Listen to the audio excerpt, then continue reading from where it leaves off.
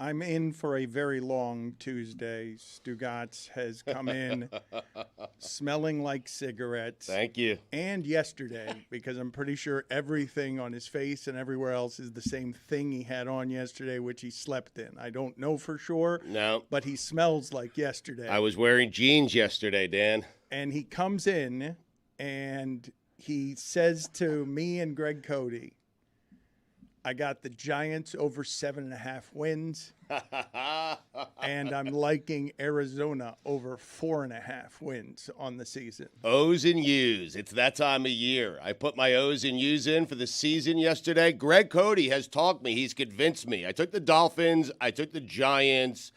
Greg Cote is convincing me that Arizona is a good play. I mean, at 4.5, because it's such a it's an anomaly.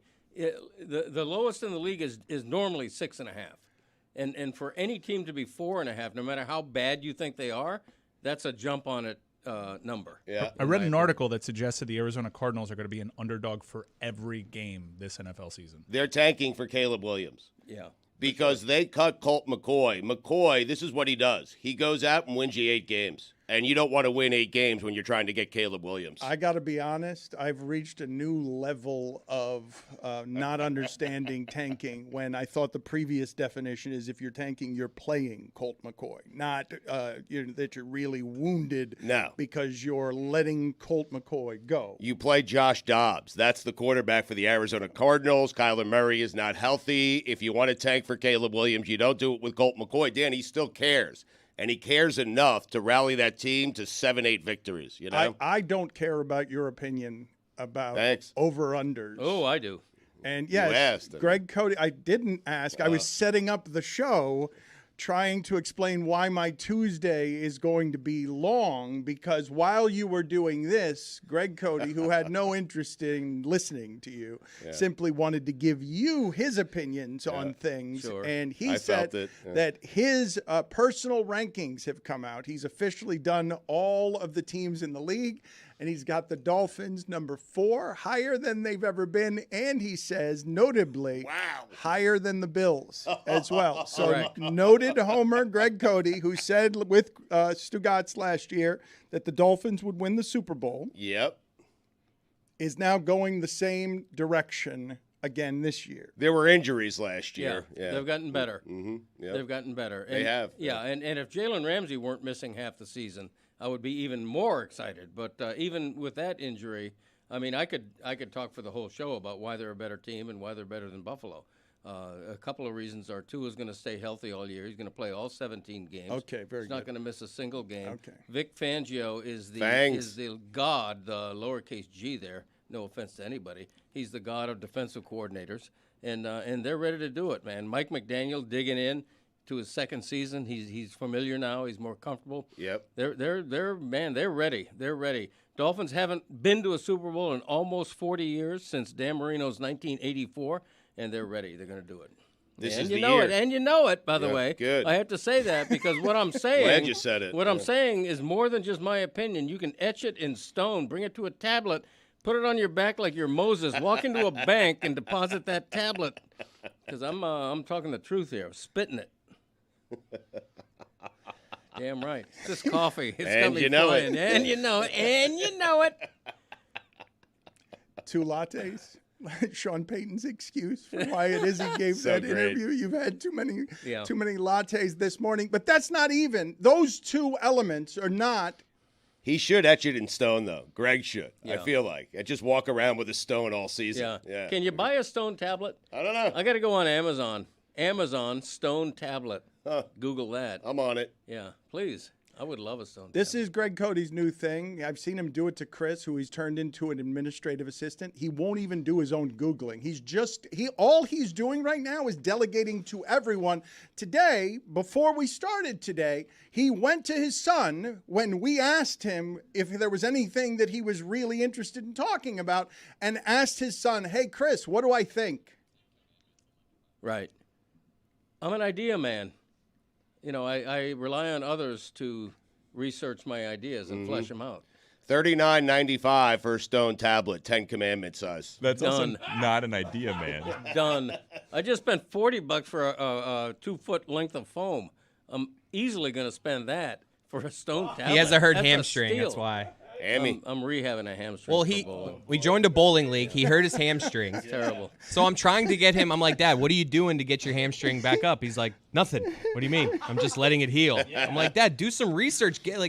Do some work on it. And he went out and bought this foam thing, and apparently he overpaid for it. Well, it's $40 for a piece of foam, but supine on the ground. I should have brought it with me. A foam roller, yes. I told you to bring it with you. They're very good. And by the way, it's the shade of this beautiful blue carpet. Important Not detail. an interesting Maybe it's detail. there. It's just blending in. Yeah, I know. It's good. Okay. Billy, Hey. go sit in the penalty box. What? For what? What did he do? What did he do? Trying to help. What if you trip and fall? Maybe Wow. it's there. The same color as the carpet. Maybe it's there because it's the color of the carpet. Camouflage. I want you to be blends in. careful. That's the most efficient. You've said barely anything so far in the show today, and you get sent to the penalty box on a terrible joke. It ain't here. Whoa, it is in there. Oh, I think you found it. Are you Lawsuit. okay? Lawsuit. It's tough to see, I know. I don't know why you would come okay? through here on your way to the penalty box. Slapstick comedy. Physical comedy. We don't do nearly enough of it around here. Oh, Lord. It was a great trip by Billy. Dick Van Dyke over here. It's the Dick Van Dyke. We need to bring it back, right? Physical comedy hasn't been really done since Dick Van Dyke. Right. John Ritter. I mean, come on. Wait a minute. Chris, you laugh at this? John Ritter actually somehow, went over the I couch, know yeah. chronologically you're right, but it sounds like an even older reference than Dick Van Dyke. The funny thing about the reference to Dick Van Dyke, who's still with us, incidentally, Yes. in his 90s. He couldn't pull that fall off anymore. I mean, Jim Carrey did happen in the 90s. True. No, Van Dyke's the right reference. The there. lane is open.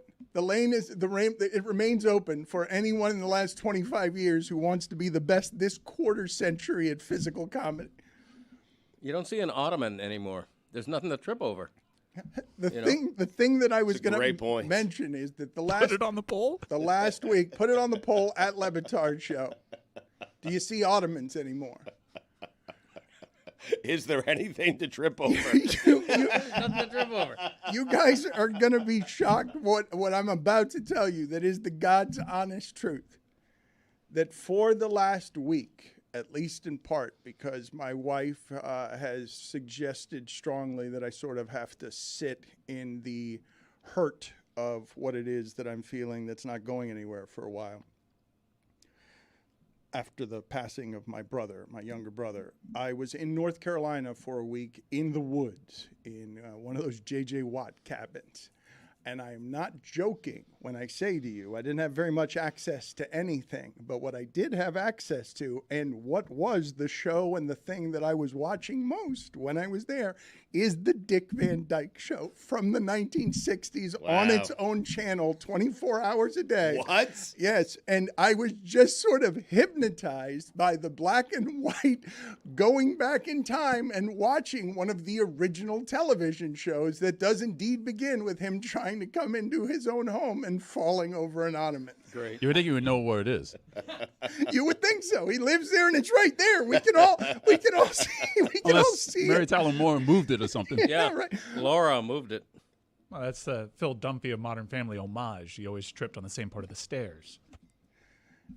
Greg, the thing that I wanted to get to, however, that has nothing to do with over-unders or your rankings of the Miami Dolphins, Which will be online soon at the Miami Herald. Nice.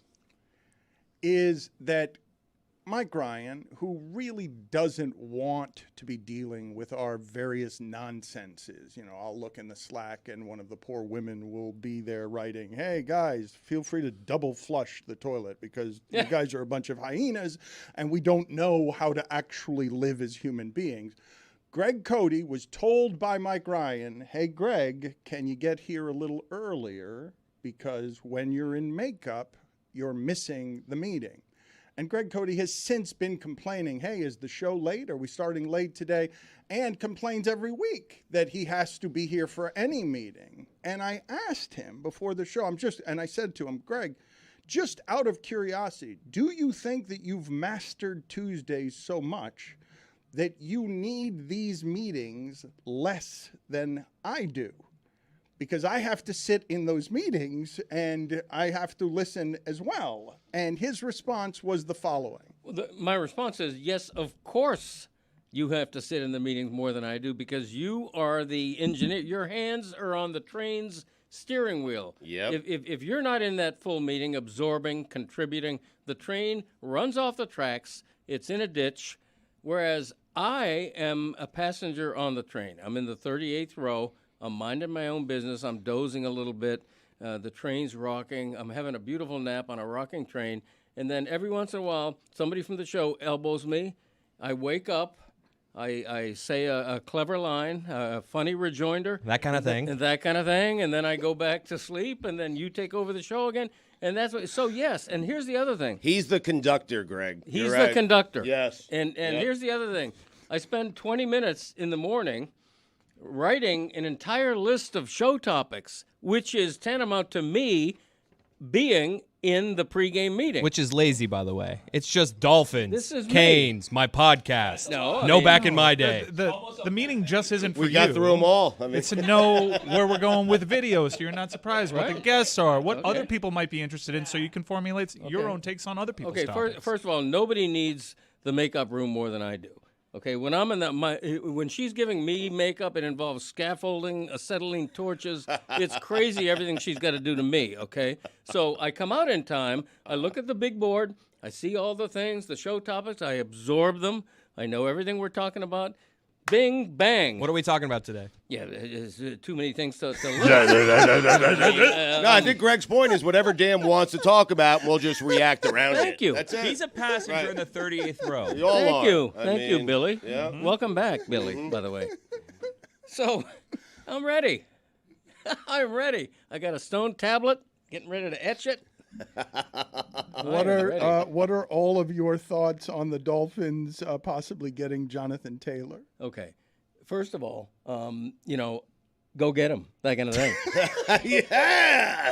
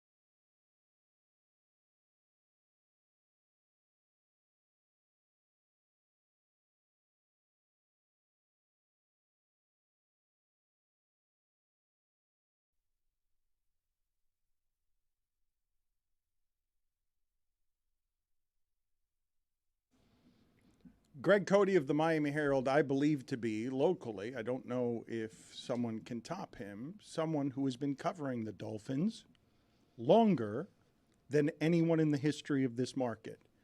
40 plus years. And so when he brings you the expertise of you ask him for all his nuanced thoughts on the Dolphins, you get the kind of reporting and eloquence that you've come to expect from both Greg Cote Tuesdays and the Miami Herald. Yeah, it's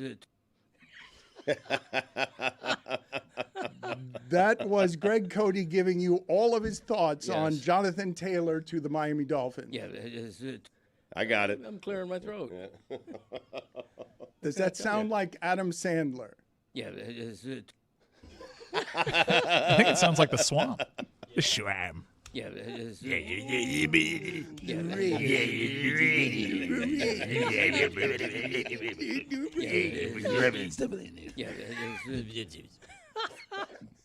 I'm circling the wagons. Yeah, You should have heard Greg Cote and Stugotz talking moments ago. Stugotz evidently has some fear about a dental procedure that he has to have today. And so, Greg Cote, yes, Roy, another dental procedure. I know you guys, yes. Today? Yeah.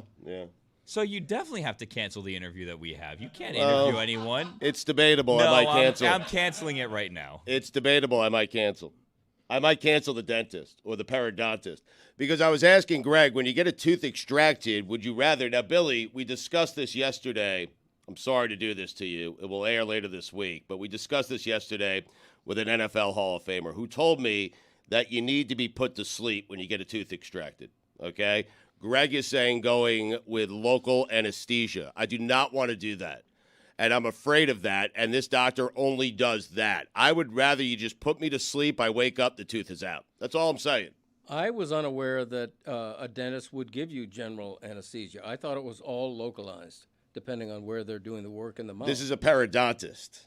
I don't want to get caught in the details just now about your fear, although Greg Cote did ask the question, and I want to put it on the poll at Le Batard Show. Have you ever fallen asleep in a dentist chair? Because neither Greg nor I could imagine falling asleep in a dentist chair, but Stugotz is very scared of everything that's happening today, and as he just mentioned, would like to just wake up and not experience anything. But that to me is less interesting than the holy hell that you have now immersed Billy in as he, with a second baby, heads into another football season trying to corral you every week without knowing whether you are doing an interview while you have a mouth that's sedated. No, I didn't know that that's why we may have to cancel. I definitely have to cancel. Even if you have this procedure done, you're not going to be in any condition to be interviewing anyone. Yeah, but I might cancel the procedure is what I'm trying to tell you. So I'm going to reschedule the interview. Okay. If you cancel the procedure, cancel it. But All right. I'm going to reschedule. All right. But Little- you also little told nervous, you man. also told us you were leaving early because you had to go to the meeting. Well, that you weren't canceling. If with I cancel the appointment, I will not be leaving when, here early. When are these decisions going to be made? I make them 5 last minutes minute, before, Dan. yeah. I wake up, I see how I feel. Yesterday, I felt fine about local anesthesia. Today, I don't. I mean,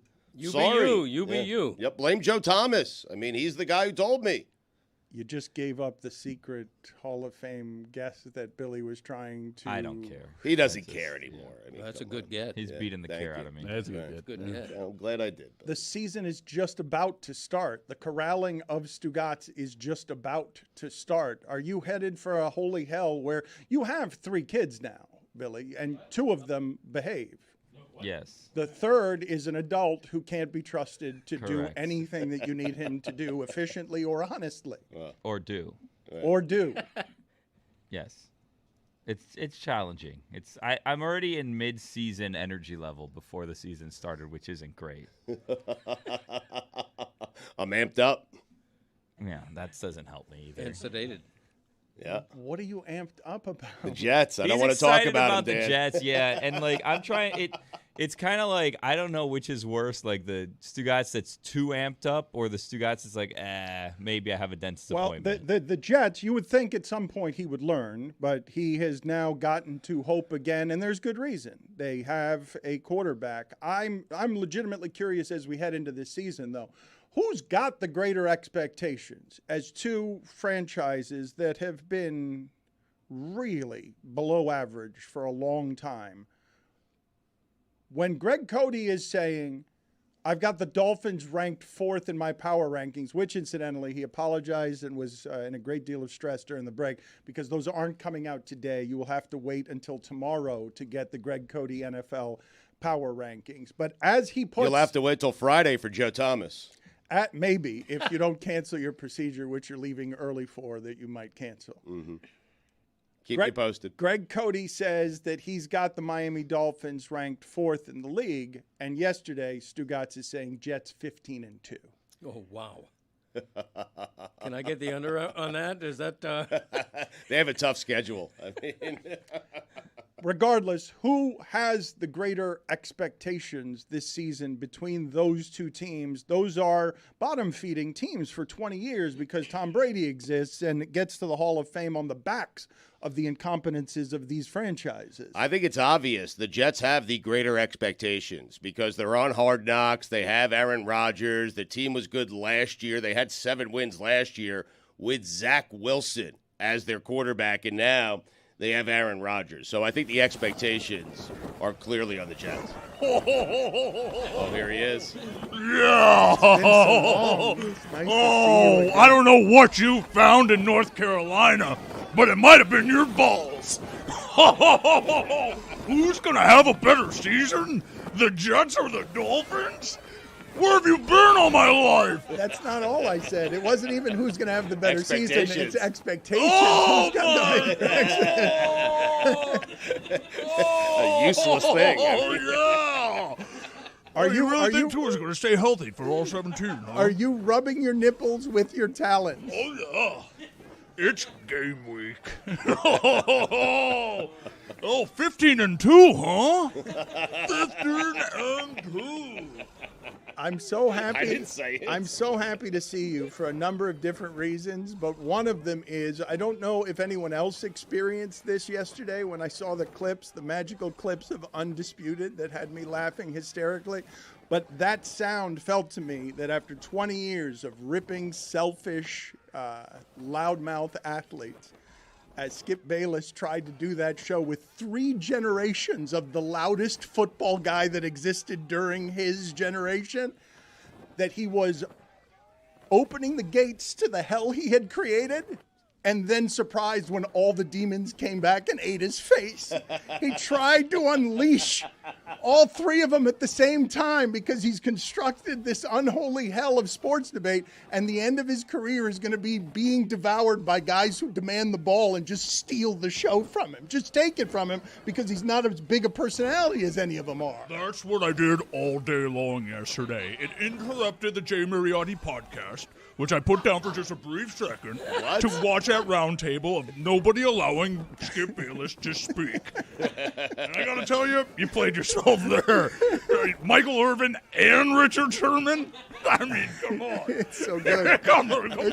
Keyshawn Johnson. Keyshawn Johnson is going to get eliminated very quickly because he's not as good as those guys. Skip Bayless is complaining about not getting the ball when Keyshawn Johnson wrote a book called Give Me the Damn Ball. Yeah, throw me the damn ball. Yeah. Keyshawn, what a deal. What a deal. What a deal for Keyshawn. 10 months ago, ESPN gave him 5 years, $18 million. And then lets him go and allows him to work because they're like, we'll just trade Keyshawn and Michael Irvin for Shannon Sharp, and we'll do this this funny game of just seeing who can talk over each other. Shell game. I'm sorry, Dan, but I just can't get over the fact that 2 minutes ago, Stugotz said the Jets would go 15-2, and not 30 seconds later tried to gaslight all of us into saying, no, I didn't say 15-2. It was 30 seconds earlier on the air, out loud. That was then. This is now. Oh, for crying out loud. This is where he will end up all season, fluctuating back and forth between these teams. But Greg Cote of the Miami Herald did have more eloquent thoughts than the ones that he shared with us to kick off the show today on Jonathan Taylor. I am at least a little bit confused by the Dolphins going that kind of all in, although reports are that they're not going to give a first-round pick, but the running back is really disposable right now. Right. And you, I think, wrote that they shouldn't go after Dalvin Cook, who is older. Right. But you're saying yes on Jonathan Taylor, and you don't like any of the the discount bin parts that they have right now in the backfield? I like Raheem Mostert. I think he's one of the underrated backs in the league. Career average 5 yards a carry, very fast, apex speed for that position. Gets hurt a lot. Oh, okay, and that's why they have a pretty deep running back room. But in this case, Jonathan Taylor is a top-tier back at the right age. And if they can get him for a second-round pick at the right price, I think it's in keeping with what they're doing right now, which is going all in. In the last year, we've seen them spend a hell of a lot of money for Tyreek Hill. We've seen them arguably overspend for Bradley Chubb. We've seen them acquire Jalen Ramsey. This is an all-in team right now, which they've seldom been in their recent history. The Dolphins right now think they can win the Super Bowl in the next year or two, and Jonathan Taylor would be dovetail perfectly with what their philosophy has become. Weren't people a couple of weeks ago super excited about the Chris Johnson speed and feeling of a chain? Weren't they doing that? Yeah. Good fit for a zone blocking scheme in terms of being able to bounce it to the outside. The people that have had the most success in this running scheme of the Shanahan tree, it's always guys that can get out quick. I do think my opinion of the Dolphins doesn't change if they don't make this deal. I think they're going to be very good even without Jonathan Taylor, but he would be the exclamation point on what they're doing. And again, it's all the right price. Like, I would not spend a first-round pick for him. Well, they don't have to because no one else is offering that apparently. Right. So if it's a buyer's market and you get a 25-year-old back at a position where 3 years from now you'll be thinking, because look how fast Derrick Henry's gone downhill a little bit, although he's still pretty good, and I'm still. Has he gone downhill? I don't think he's gone downhill that fast. No, but Oh, has he? Oh, this is the best segment. Oh, I'm so happy. What are you talking about, Greg? I don't think he's the back he was 2 years ago. Okay. I still think he's very good. He had 2,000 yards 2 years ago. Right. Oh, this is good shit. Nobody is the back they were 2 years Slow it ago. down, I'm about to come. The point is, at this position only, From all 7 of my penises.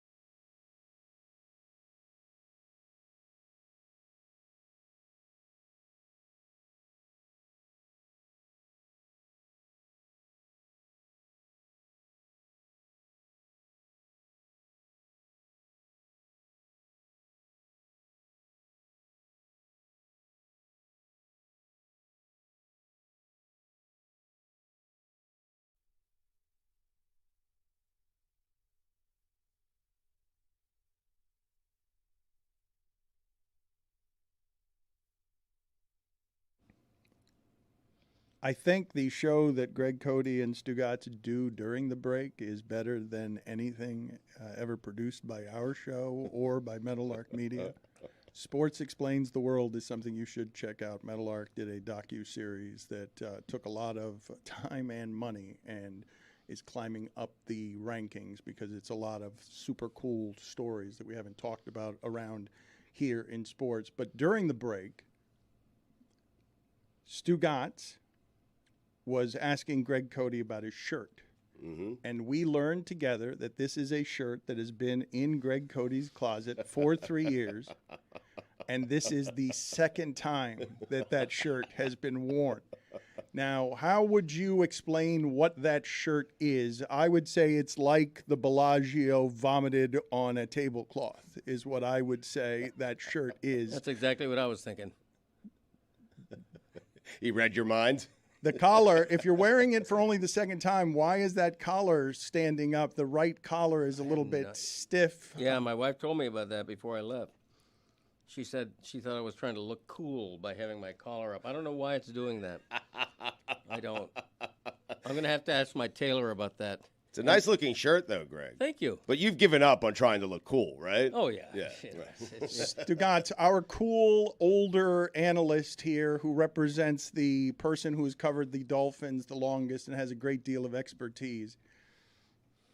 Can you tell me, please, what Derrick Henry did last season as he's clearly downhill, and what he means, I suppose, is that he's still running downhill because he's getting acreage of yardage? I didn't mean he was over the hill. What I meant was, and I tend to put things through, when it comes to that position, I tend to put things through a fantasy football prism, where a couple of years ago, he might have been your overall number 1 draft pick. Now, I think his ADP is probably, Christopher, what is his ADP? 8? He's getting drafted in the second round. It's funny, though, you have him on your team and kept him in fantasy. I did. He was a keeper in my fantasy league. You're right. I still think he's a great back. I don't think he's as great as he was 2 years ago. You just said a segment ago how quickly Derrick Henry has gone downhill. Just to answer your question, Dan, just under 1,600 yards last year. Right, but it took him a lot of carries to get there. Yeah. But to make my point, I use that as an example because that's the difference between Dalvin Cook and Jonathan Taylor. That's the difference between those two, is that Dalvin Cook is getting older for that position. Jonathan Taylor is still in his absolute prime for that position. Nobody is paying running backs of any kind. Correct. And so the Dolphins would be the only – you're doing one of the best. Like, he was leading rusher in the league, MVP candidate. Hell, I could have made the argument that Jonathan Taylor team, led by Jonathan Taylor, at one point toward the end of that season, if they had not lost the last game, I thought that team could have done exactly what the Bengals did in the playoffs, because even with shitty quarterback play, because of how good he was. It should be noted, and I also subscribe to don't pay the running back, and they're cautionary tales like Ezekiel Elliott. But the running backs that have gotten their money recently, Nick Chubb, Derrick Henry, Christian McCaffrey, Austin Eckler now, these are running backs that are still producing at a very high level. This is a running back that is worth paying. I'm with Greg. Like, I think if there's a running back to pay, it would be this guy. He's only 3 years into his career. The age is fine. He's 26 years old. And 2 years ago, Dan, that year, he had 1,800 yards and 18 touchdowns. I'm not going to disagree with what it is that you guys are saying. I'm simply going to point out to you that 3 years ago or 2 years ago, I don't remember when it was, before I saw what would be a revolutionary change at that position, I argued on the wrong side with Mina Kimes, lose every argument on you got to pay Dalvin Cook years ago. You got to pay Ezekiel Elliott. Mm-hmm. You got to pay Melvin Gordon, because I was using faulty math. And as this machine that gets more and more efficient shows, we're going to get to the point that none of these guys are going to be paid. Like, that's you're pointing out the 3 or 4 that are getting paid, but there will be some breaking point on this. If they keep shaving the margins on this position the way that they're doing, where all the running backs want to strike. Wasn't there a report of a meeting? They had a Zoom meeting where they were talking about like faking injuries, because what is happening with the economy of that position? Eventually, you're all going to be as wrong as I've been the last 3 years, because I was paying Gurley. I said you had to pay Gurley. I got every one of them wrong, because I thought those were difference-making backs, and now Ezekiel Elliott is signing some tiny deal. Nobody actually wants him with the Patriots. I have the top 10 highest-paid running backs for this season against the salary cap. Number 10 is a new running back in a new place, Miles Sanders, who is very productive for Philadelphia. James Conner, sneaky productive. 6 is a tie between Tony Pollard, Josh Jacobs. and Saquon Barkley. Aaron Jones is 5th. He's still doing his thing. Nick Chubb still performing at a high level. Derrick Henry still at a high level. Alvin Kamara is probably the one that you can pick at and say they're going to regret that, especially this year serving a 4-game suspension. Number 1 is Christian McCaffrey. What I'm saying is the top 10 are guys that still produce. But the Giants already told you with Saquon Barkley where it is they are on that line by risking angering him because they wouldn't give him the kind of deal that he wanted. And you're not going to convince me that Jonathan Taylor's a lot better than Saquon Barkley. A part potentially worth considering with Jonathan Taylor that's different than some of these other backs is he was run into the ground all 3 years in college. So I just looked up the difference. Jonathan Taylor ran the ball 926 times in college. That's 300 more carries than Derrick Henry had in college. And we felt like he was being run into the ground. Yeah. Which is wild because the book on Derrick Henry was he's probably not going to get drafted as high because of all the tread on his tires entering the league. I think the top tier of running backs, Chubb, McCaffrey, Taylor, those guys are still going to get paid. I think the difference is it's going to be 2- and 3-year contracts. You're not going to see any running back signed to a 5-year deal anymore. It's just not going to happen. That's why if the Dolphins can get Jonathan Taylor on a smart 2-year deal for a second-round pick, that's what they want to do because that fits their right-now window. That's not going to happen. It can if there's no market for him. He wants to get traded so he can get his new deal. Now it's not going to be a 2-year deal. It's been... Well, you trade your assets for him and you get him on your existing deal and you hope that it's such a toxic relationship between he and Irsay that he'll just accept a move to spite Jim Irsay without a contingent on an extension. But, I mean, if you apply just common logic, you'd think that he'd be going to a place that is already kind of agreed in principle to give him an extension. Are you okay with the Dolphins? You realize you bring in a guy like Jonathan Taylor and you give him his money, you're not bringing back either a Waddle. Maybe you have to get rid of Tyreek's deal. Like there's a cap here. You can't just spend all this money. I do think Tyreek is the guy. Tyreek's got a. I don't think Tyreek's ending his career here. But that's the question Miami. You have to say. It's not just about, of course, who wouldn't want Jonathan Taylor? It's okay. If we bring in Jonathan Taylor, a position that you don't really need to spend on, now we can't re-sign Wilkins. We can't re-sign Waddle. Right. Yeah, I think Javon Holland. I think looking at the roster, Tyreek's probably the guy that's not going to get to that next contract that you separate yourself from and hope that Jalen Waddle can fill that role, as he was admirably even before Tyreek Hill got here. It's really amazing. We're talking about one of the best players in the NFL, and I understand what you're saying, Chris, but we've arrived at a point where that player is not worth paying for because you can get him in the discount bin. I can't believe it. But the running backs were the stars of the league at one point. What I would say, though, on this, because I do think the economics of this are super interesting.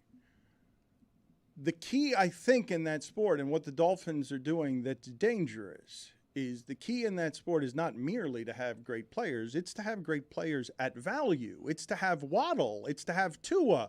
It's to have guys that you're not paying a ton because everyone's competing within a salary cap. It makes everything very even. And so the place that you get your biggest advantages is we have great player, but we also have him cheap.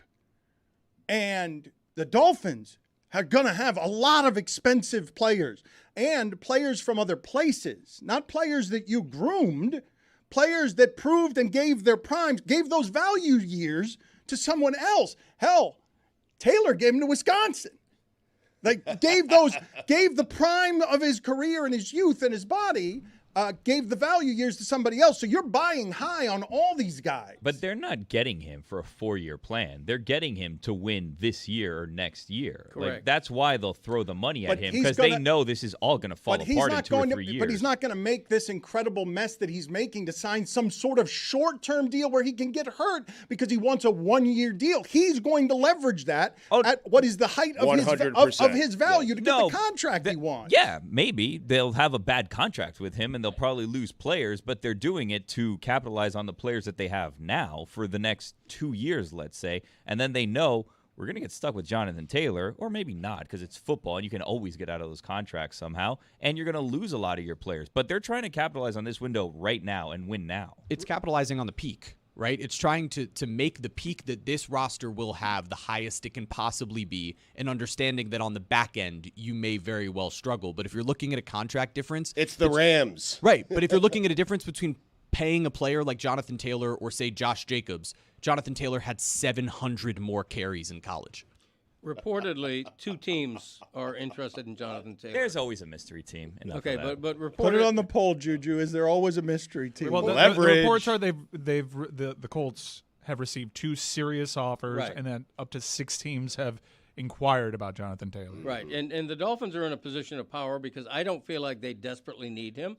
I think if they can get him at their price, fine, go ahead and sign him. And for me, their price should be a 1 or 2 year contract. A lot of money, but for 1 or 2 years. If they can't do that, Raheem Mostert is a perfectly fine running back, particularly in that offense where you're going to throw 250 passes to Tyreek Hill and Jalen Waddle alone. But, Greg, you're not getting him for 1 or 2 years. He's only going to sign here if he feels like he gets the deal that he wants. You're like saying it's such an unlikely scenario. Yes, they should, of course, sign him to the best deal for the team. Right. It's like, that's never going to happen. Because they're in a position of power to do that. Chris, Cody, your father has been writing that column in this market for 40 goddamn years.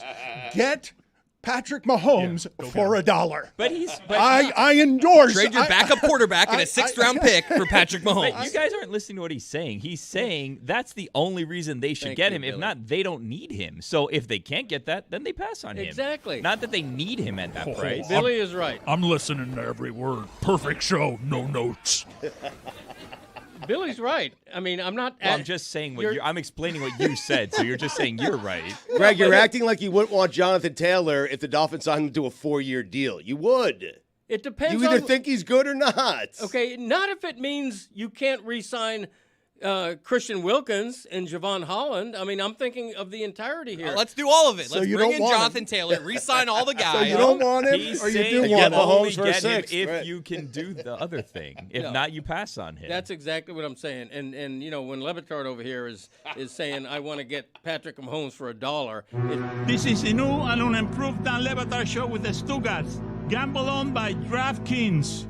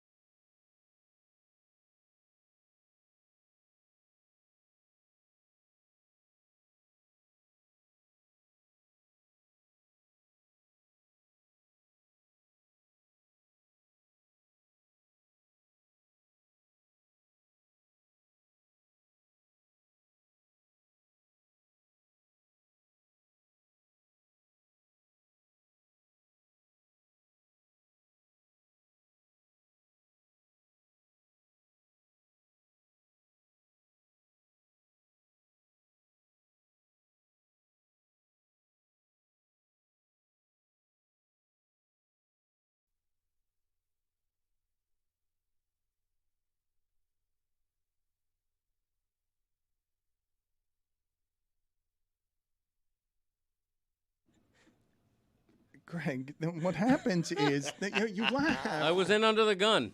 I finished what I said before he said Greg, one. but And then- you know what? Gotcha. Re-roll the tape. The segment started with you laughing at yourself because you were talking before the microphones were turned on, and I was trying to get you to stop because one day you're going to get us all fired because you never know what's going on around you. You never know when the mics are on or when they're not on, and so you were laughing at yourself, the fact that you were going to talk right through the beginning of the segment with something that you didn't know was on air. What are you laughing about? Well, because Billy? you're worried about him doing something that would get you fired. You missed the day you were out where Greg started a sentence with, speaking of the N-word, and then continued the thought. I don't know how to respond to that. I didn't say the N-word. Okay. What are you talking about? You just said N-word, yeah. Let's In a disparaging manner. No. You were disparaging the word. The word. Right. Yes. That's what I mean. All right, let's stop. Okay. Thanks, Billy. Because I Good don't. idea. Yeah, really. I mean, Thank you, Billy. That's For the first no. time I say thank Billy, you, Billy, and I don't mean Billy's it. got 2 kids on the payroll now. He better be careful with some of those grenades. I'm just saying, there's he's done worse things, and you know it. There was nothing wrong with that. Anyway, one of the things that Chris Cote was saying during the break accurately, and if you want to hear Chris Cote perpetually bury his father in the audience, always take his father's side and say that Chris Cote is being mean to his father. The Greg Cote Show featuring Greg Cote is the name of his podcast.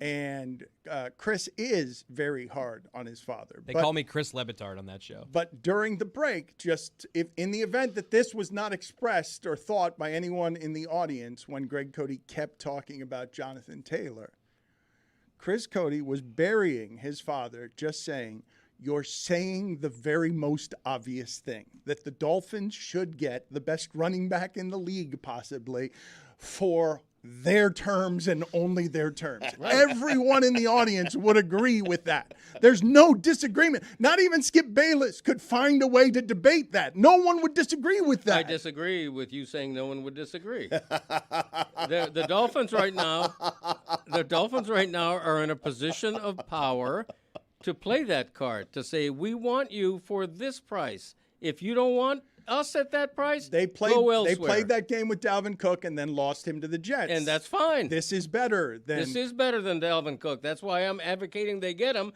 for the right price. If the right price. Look at the average person. Here's the thing everyone would agree on. Get Jonathan Taylor at all cost. That's not what I'm saying.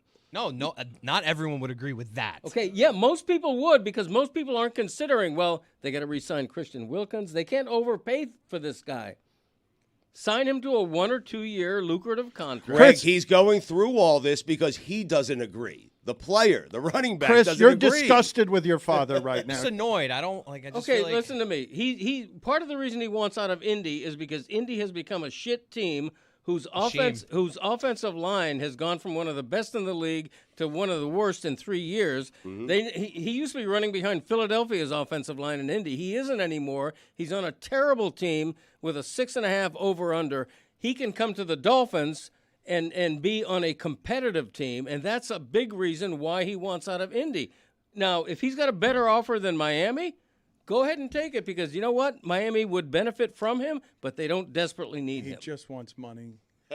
Speaking of annoying and being annoyed, I believe, in his passive-aggressive way, that Billy is trying to sabotage and self-destruct his career because of how frustrated he is, specifically this week with his teams. He says the Marlins are done. No. I said they may be done, but I'm not sure about it yet. All right. You're entitled. I'm not ready to commit to them being done yet. There was an off day yesterday, Dan, so I couldn't do any scouting yesterday to tell you if they were done for sure. But they do have a rough stretch coming up. So Well, it's not just a rough stretch. It's the only hope that you have is that everybody that's not Atlanta and the Dodgers is the same in that league. It's possible. I mean, the Rangers lost like 9 straight or something, so teams go through rough patches. They can get right back into it. They do have to jump a couple of teams now, but they have a rough patch coming up, Dan, where you have the Dodgers, the Phillies, the Brewers, the Braves.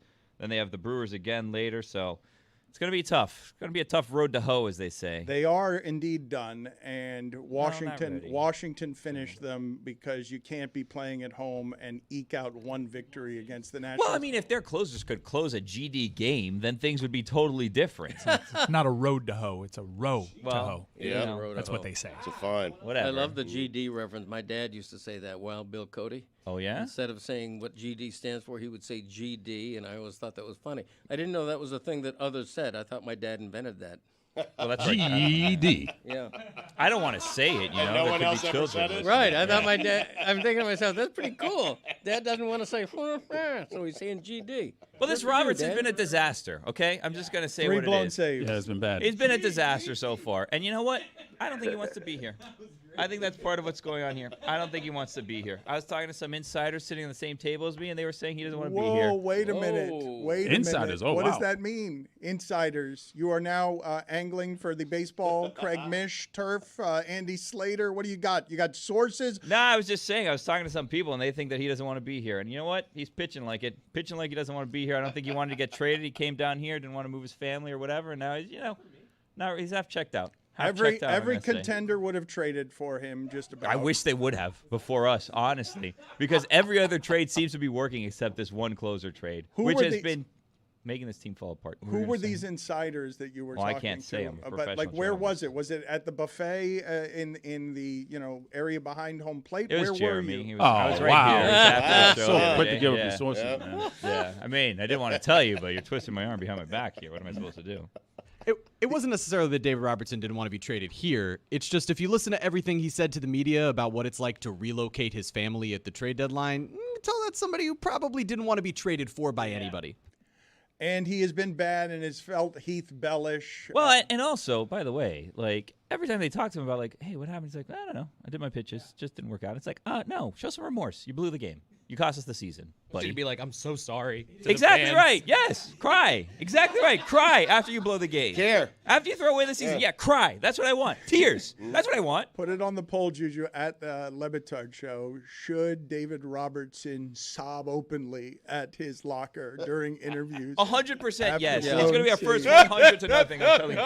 Exactly right. You gotta sell it. You have to sell it. Exactly right. You know what? We don't need sobbing. What we do need is a quivering lip. You have to master the quivering lip to convey remorse without actually having to say it. Go for it. We should give him a lesson in that. Yeah, Can look you right do at it? the camera Why in don't front of you you there, do it? Greg. Try I'll it. show people how to do it. This is a right over television Stugotz's show. shoulder. Blown a save, It's Greg. being broadcast right now on YouTube. We're going to get our quick moving video crew. We'll get to the camera right on him. Hold on. Let's all back off and just can we? Yeah. I don't know why the Marlins traded for me anyway. I'm 36. Oh, he's 38. He's 38. I mean, I'm 38. Nailed it. Excellent work. 38. And you're crying. You're not That guy's quivering. my age. Why are they trading for a 38-year-old guy who can't get anybody out? They benched the other guy too quick. The guy with the weird name. What was he? Puck? Yes. Well, he was having a Holy Puck. They got him because of Puck. I know, but give the guy a break. He blows 2 saves and they trade him for a 40-year-old man? Come on. Put it on the poll, Juju. Does Puck have a weird name? That's such good analysis from our veteran reporter here on the guy with the weird name. Yeah, that's the kind of Marlins analysis you've come to expect here from Miami Herald columnist Greg Cote. Damn right. Yeah, they're done. I hate to say it. Well, it's too early to say. We don't know. 2.5 yet. hours. Yeah, muff left, man. Well, Okay. You say Look, they start off the second half with an 8-game losing streak. Then they go in a 2-8 skid. Arias is supposed to hit 400. He's hitting 350. The Marlins are finally supposed to make the playoffs for the third time ever in a full season, and now they're tail spinning. It's just, the Marlins are being the Marlins again. They should have traded for Verlander for nothing. Exactly. Well put. Garrett Cole. Garrett Cole. Yeah, that would have been good. Take on that salary? Yeah. Why not? And Go for it. Hey, Sandy, come on now. Oh, What boy. are you doing? Yeah. Careful. Start I mean, pitching. he's Yeah. their best pitcher, and is his ERA below 4 yet? Probably not. No, it's been 4 all season. When he has a temper tantrum, don't do it with your pitching hand also. Because, I like when you're upset and you're kind of slamming things to the dugout, you're frustrated. You didn't love the run support thing where you're taking on your teammates, but also, that's 100% true. But also, if you're going to punch a bench, try not to do it with your pitching hand if you can. Players of that stature should have a surrogate to punch a bench for them. Yes. Designated punchers. Right. Yes. Putting them on staff, you think? Yeah. Like an assistant, a PA, who would be angry for you. Like Puck. Yeah. Not. Damn it! What do you mean, like Puck? He's not any good. They don't need him anymore. Exactly. Punch a cooler. There you go. Yeah. Or have the assistant to the assistant general manager be the guy who's like throwing temper tantrums in the dugout in representation of Sandy Alcantara. Right? Garrett Hampson can punch things, right? Like, Yeah, have him for punch. sure. All he needs to do is run. Have Garrett Hampson just punch things on behalf of everyone. If he breaks a hand, it doesn't matter. And he could All wear he's that gonna little do is- thing on his hand to slide Exactly into right. second base anyway, so Exactly we're right. fine. The Yeah. oven mitt, yeah. Or the bullpen catcher.